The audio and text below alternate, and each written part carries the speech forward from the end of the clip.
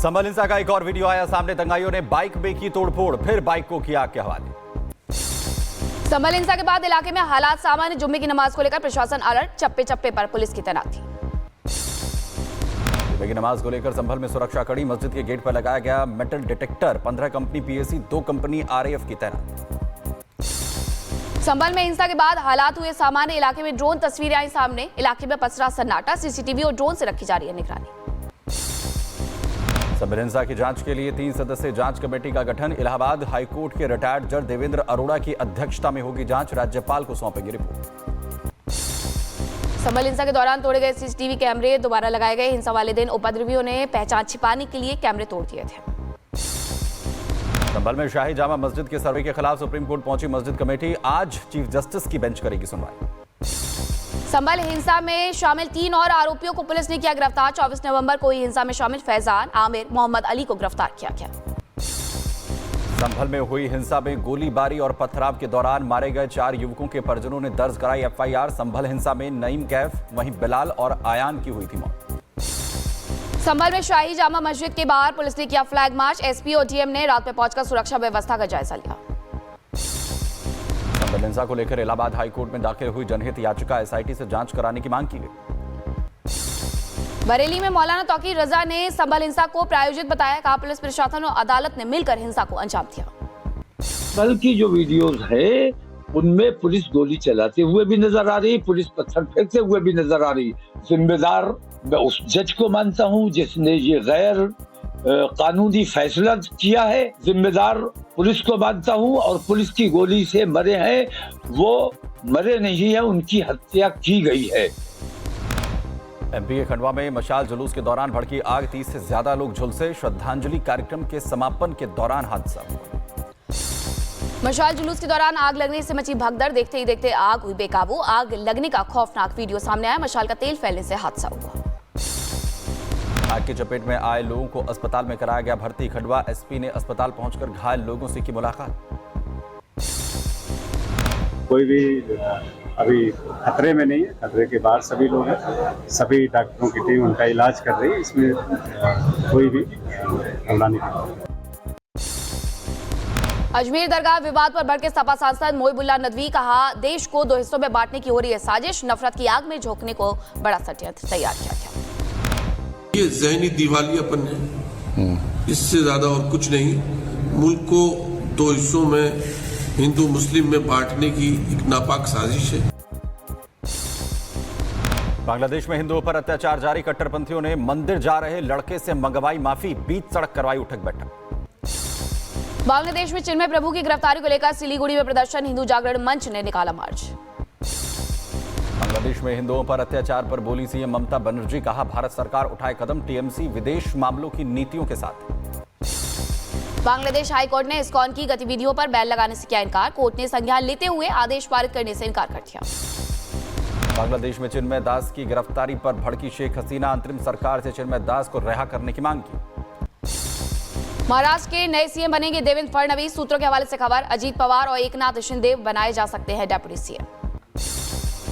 महाराष्ट्र में सीएम मंथन के 20 सूत्रों के हवाले से खबर। अगले 2 दिनों में होगी बीजेपी विधायक दल के नेता का ऐलान। तो वहीं डिप्टी सीएम बने रहेंगे अजीत पवार। आज फिर अमित शाह से मिल सकते एकनाथ शिंदे। फोन पर चर्चा में शामिल हो सकते हैं फडणवीस और अजीत पवार। दिल्ली में केंद्रीय गृह मंत्री अमित शाह के घर पर हुई अहम बैठक में महायुति के तीनों नेता देवेंद्र फडणवीस, वहीं एकनाथ शिंदे और अजीत पवार शामिल हुए। बैठक में महाराष्ट्र की मुख्यमंत्री को लेकर हुई चर्चा। जल्द ही मुख्यमंत्री के नाम का होगा ऐलान। बीजेपी के नेतृत्व वाले महायुति गठबंधन में विधानसभा चुनाव में 288 सदस्यीय सदन में 230 सीटें जीत करके शानदार जीत दर्ज की। अमित शाह से मुलाकात कर मुंबई वापस लौटे अजीत पवार और देवेंद्र फडणवीस। तो वहीं महाराष्ट्र के नए सीएम को लेकर हुई चर्चा। मुलाकात पर बोले कार्यवाहक सीएम एकनाथ शिंदे। महायुति की दोबारा होगी बैठक। मीटिंग में मुख्यमंत्री को लेकर होगा फैसला। पीएम मोदी आज से ओडिशा के 3 दिनों के दौरे पर। पीएम मोदी एयरपोर्ट के पास एक जनसभा को भी संबोधित करेंगे। पीएम मोदी भुवनेश्वर में अखिल भारतीय सुरक्षा सम्मेलन में होंगे शामिल। ओडिशा में पुलिस महानिदेशकों और पुलिस महानिरीक्षकों के अखिल भारतीय सम्मेलन का आयोजन।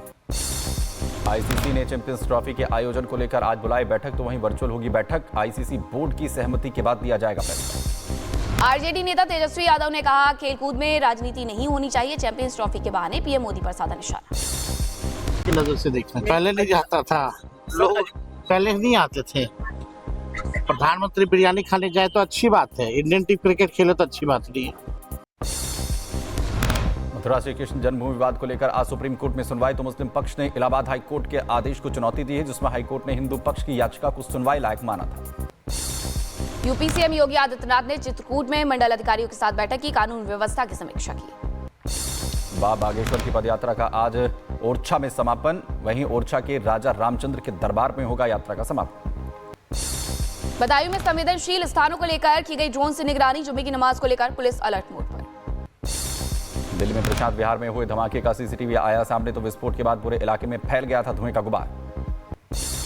दिल्ली पुलिस ने मौके से 10 से ज्यादा डीवीआर को कब्जे में लिया। धमाका लो इंटेंसिटी का था। विस्फोट में सफेद पाउडर का किया गया था इस्तेमाल।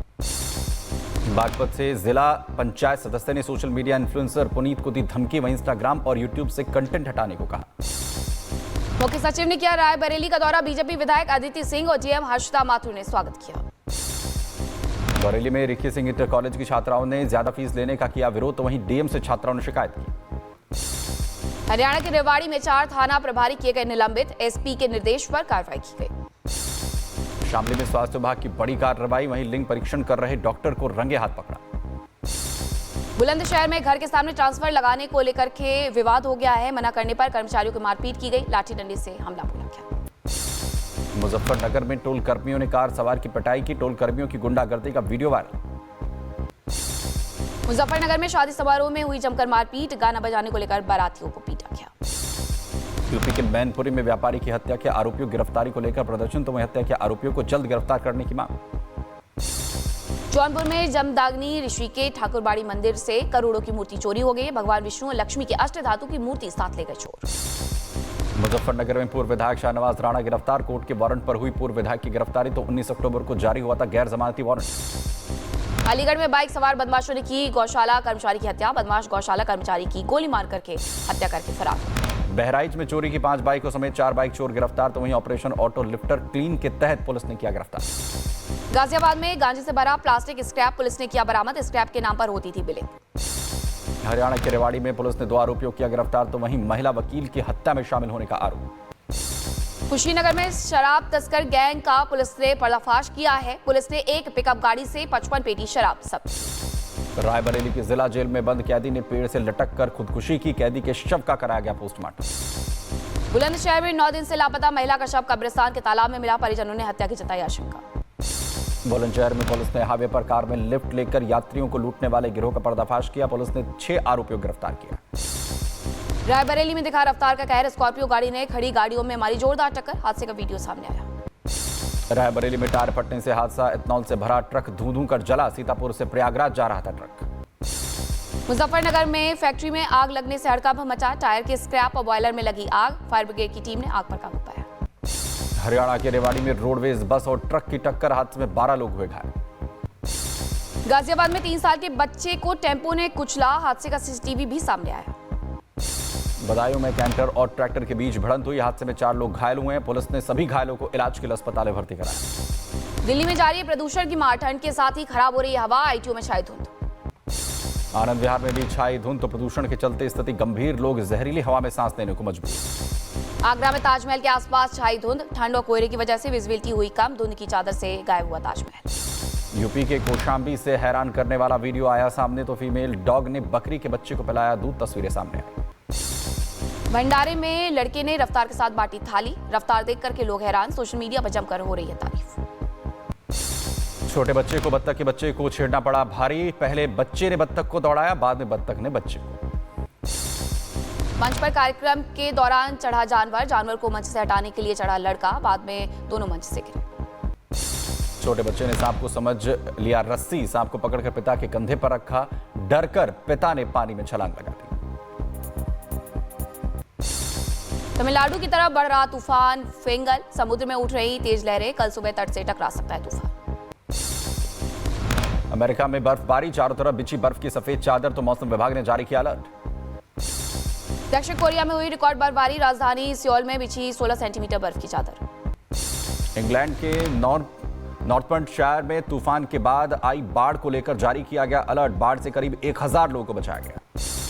इंडोनेशिया के सुमात्रा द्वीप पर आई अचानक बाढ़ के दौरान हुई लैंडस्लाइड। बाढ़ और लैंडस्लाइड में 20 लोगों की मौत हो गई। जोकांडा के 6 गांवों में लैंडस्लाइड के कारण 40 घर दबे। हादसे में 15 लोगों की मौत हुई है, करीब 113 लोग घायल।